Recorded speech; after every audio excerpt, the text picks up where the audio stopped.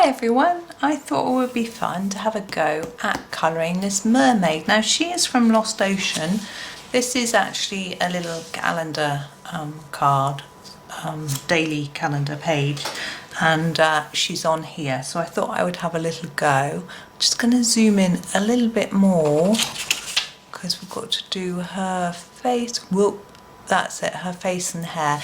It is still quite small, but hopefully we'll be able to have enough to have a go. Have it in enough so you can see and then have a go yourself. Now, skin. Quite tricky with Staedtler Ergosoft, which is what I'm using today. But I tend to use two colours, number 43 and a pink, number 20, for the shade of pink and the shade of pinky skin that I like. Now obviously how you do skin depends on your personal taste. I'm going to start with just a light layer of number 43 and then chat to you. You might want to do a different tone of skin, different shade, and I'm not really very experienced at doing skin, so I'm not the best to sort of advise too much about how to do different shades and tones, but I just do what I know, which is basically my colour. So some people might want paler, some might want darker, but I'll just show you with this. Now we mix because she looks very yellowy now, so now this has to be very, very gentle because I don't want her looking red. You know, she's not a lobster, she's a mermaid. So I am pressing the very, very lightest pressure that I can press. Now, I'm quite heavy-handed, so this might be easier for you than it is for me. But I'm just trying really, really gently. Gosh, to have a tummy that flat. I mean, I always use the fact that I had twins as an excuse for not having a tummy like that, but wow. She's a lovely little slim mermaid. There we go. Now we can do some shading here. If we think about where there's going to be some shadow, it's quite subtle because if I go too hard again she'll look red, so I need to be careful. So I'm thinking underneath her little top here there might be a little bit of shade just there. Now you could do this in a sort of grey like it's shadow, but I don't think that when skin has shadow on it usually looks too dark. I'm just going to shadow my own skin. So you can see there's still quite a bit of pink in that shadow, so I don't want her to look black, or she'd look dirty, I think, you know, if I use my black pencil, just because, and I find using a black pencil for shadow anyway can make your page look dirty, just because black can get a bit smudgy. And of course you might want to use a brown for shading as well. I tend to actually, when I'm doing leaves and things like that, sometimes it can be quite a good colour. Now I don't know whether it's going to be a bit above her trousers, but I think I'm going to leave it. Now I'm going to go over the top of that pink with this one again that we've used before, just to try and tone it down a little, because as I say, we don't want her looking red. And it will make it look a bit more orangey and hopefully a bit more skin tony. Now some sets of pencils have skin tones in, which are really handy. I know Crayola does Colours of the World, which is a fantastic set with all sorts of different skin tones, but we're going to leave it just there because it's small. We haven't got much range with the Staedtler. We're just going to leave it. We're going to do a hair. Now my hair is brown. I'm going to do her brown hair. Again, that's what I know. I'm going to start with a lighter colour though, which is 73, and then shade later with a darker one. So I'm going to put an even amount of this over all of the hair. This is quite similar to the colour I used, I think, when I did the Ivy picture with her hair. but it'll be different once we start doing the clothing and the tail, because the mermaid tail will be quite interesting. We can have a bit of fun with that, I hope. This looks a bit like it's a gingery hair. My son's always being accused of having ginger hair. He doesn't like it though because he thinks he's blonde. But I used to be a bit Alberny as a child. I used to have, when the sun caught my hair, you could see bits of it. But now when the sun catches my hair, you see white. But hey ho. I had white hairs coming when I was at school, so I knew it was inevitable that it was going to get quite white. And I used to dye it, but I just don't anymore. It's it takes up so much time. I just push her up because you can't quite see the bottom. You see there, she looks quite Albany, but we're going to add the darker brown, which is the number 76. Now I'm going to think a little bit about where her hair's going to be light and dark. Now I think here, this bit of hair is quite far back. It's away from the face. I'm going to shade that in quite dark because it's going to be in shade, and I want to also bring the other bit of hair forward so it looks like it's in the foreground and that's in the background. And now I'm going to use this dark colour on the tips of every one of her curls. My hair's curly, but wow, this hair. And I'm going to fade it along. So I'm going to start here again and just fade it up. So it's basically darker on the ends. Maybe she had a dip dye, I don't know. We'll go back over it in a minute and you'll see what we're doing. We're just doing each of these. It's quite fiddly because I think I'm not sure how small she is in the actual book of Lost Ocean. It's a long time since I finished the book. But anyway, she's I think that this is quite a small wallpapery type picture. So there's that, and now I'm going to go back to the brown that we were using before, the 73, and I'm going to make it darker here so it sort of blends into the darker brown. So I'm just going to take these tendrils up with more colour.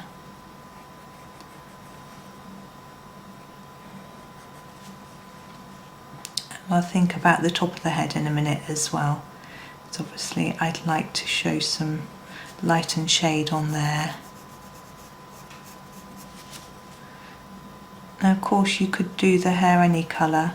Now I'm always quite intrigued by black hair because I figure there'll be lots of colours in it. I don't think, oh, we haven't done those two bits. Just going to do those with the darker colour first. I suspect black hair wouldn't just be black.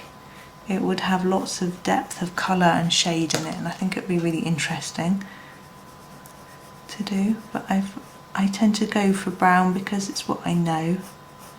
But obviously we should be going out of our comfort zone at times. So I'm thinking about shade here under her arm. I'm just going to make those bits darker there, and these bits darker here. Oh, and that's a bit there. That's a bit too, missed that. And now the top, I'm thinking in the parting here it's going to be dark, but as soon as it comes out, this bit's going to be getting the light on it. So I'm going to leave a sort of lighter bit on the top there. Doesn't show up very much.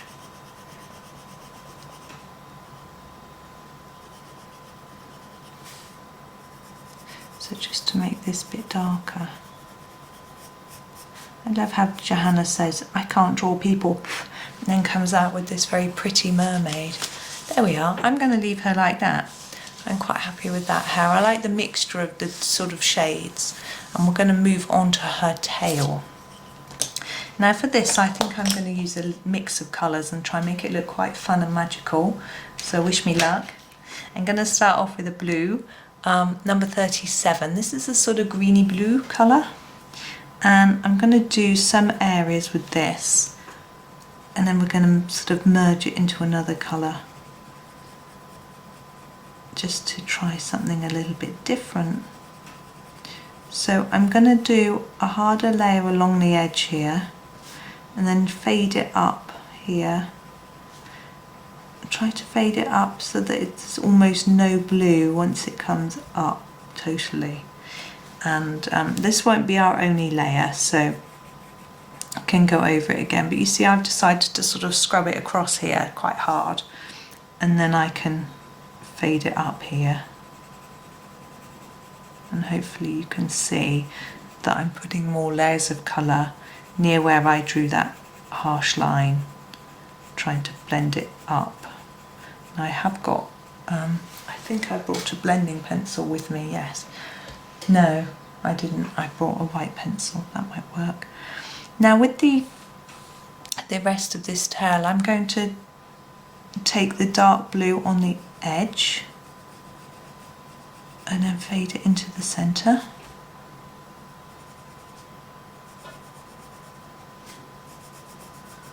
So it's very similar technique. Now yes, it might be a bit darker here where her hair is perhaps, but I'm not going to worry about that right now. We're just going to get the colour down, see how it looks after.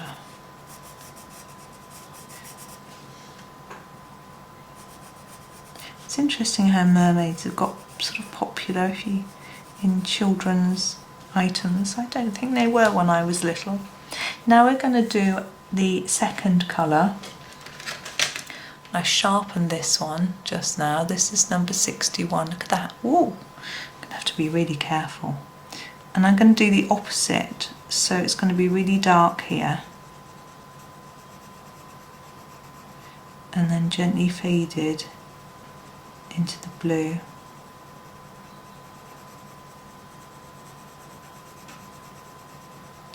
And you can sort of mix them up. Now some pencils are better at doing this than others. I find even some colours are easier than others within sets. So you'll have to experiment a little bit with blending them together. Now when you've done that initial layer, it can be good to go back to the colour that you used to start with and gently just go over that blend line. And then again with the pink, so that you just push the colours together a little bit more. Now you could use a blending solution, blending pencil, something like that at this point too. I'm putting a tiny bit of pink down the middle. I'm going to try and blend it into that blue a little bit. I haven't really faded it very well here, so it's going to be a little trickier to get it looking so good, but we'll persevere. So there's been I've heard a lot of talk recently about blending fluids and blending pencils. Now blending fluid I find better than blending pencils. It seems to be more effective.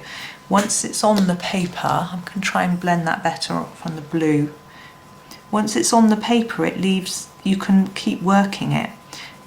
So you've almost got a nice soft sort of solution there ready to work with, which smudges it all up, which is a bit easier. Sometimes with some types of blending pencil, once you've used them, that's it. You can't really go back and work it anymore. I think it might be because if it works it into the paper, you sort of get a bit stuck. So there can be that problem too. And some of them will push the colour through the back of the page, which is not ideal in a double-sided book. It's really a case of trying to see. In my experience, if it's a really deep colour, you know, a very dark red or purple, black, something like that, it seems to be more likely to go through than if it's, you know, a paler colour. But it's worth having an experiment in the back of the book, or doing it on a picture that isn't in a book, to play around with it a bit. Now I'm just going to want to blend that. I'm just going to scrape.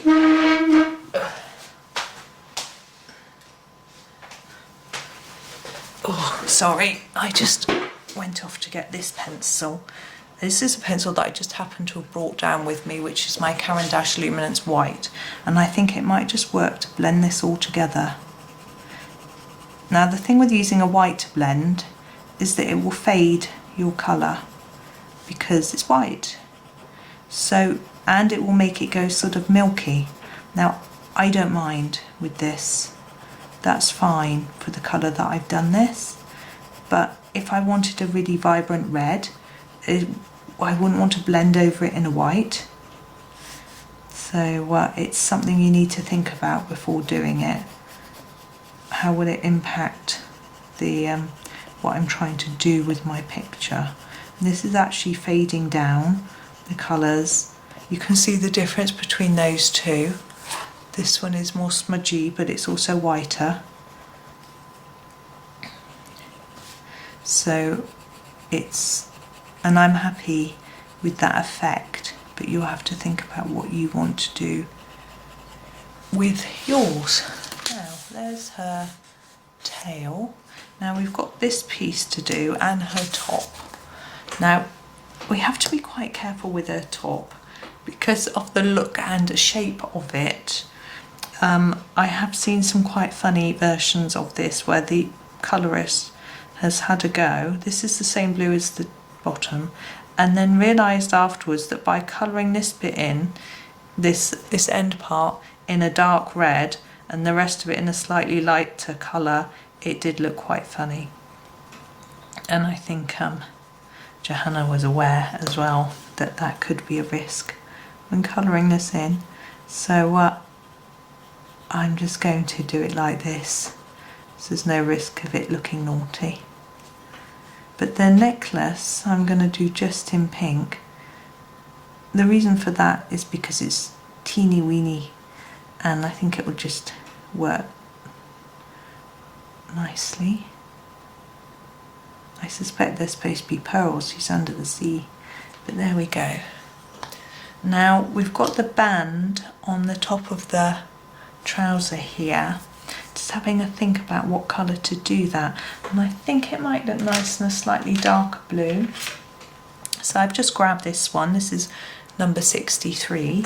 It doesn't really matter what colour you go for. I just want it to be a bit darker so that it looks different. I think if I'd taken one of these two colours, it might have just not looked quite right. I'm just going to try and make it darker on the ends than the front, just so it gives it some shape. And in fact, I'm quite tempted to put a little bit of this black here for shade. You can't see. Down here to look like a little bit of shadow. And I'm even tempted to run a bit along here. There's a problem, sometimes you can't stop. You start with a colour, and here, can you see that bit? Up here, some shadowing from where the hair is, and then maybe on the edge, just bring a bit in to shape it. It's not going down too well because it's got all that white on there. Just a little bit, just to make it look slightly more rounded. There we go. I think she's done now. I think we'll leave her. I'll just zoom out for you. Oh, some people can zoom in and out really quickly. There she is. Now, on this page in the book that it's a repeating pattern, and what I did was I did every one of my mermaids the same colour, but you could choose to do this one here, she in a different colour, maybe greens and blues for her fin, maybe a darker hair, and even I've seen people do them with different coloured skin, and I think that's rather attractive as well. So just have a think about whether you want it to look identical or whether you want to sort of play around and do different. I might do this one different because I might forget how I did it. Unless I watched my own video, I might forget. So I might just do her really differently so that it doesn't look like I've tried to match them and not done it quite correctly. So there we go, there's our little mermaid. I hope you've enjoyed that. It's a little bit different today. I thought it'd be fun to do something a little bit different. So thank you very much for watching and happy colouring.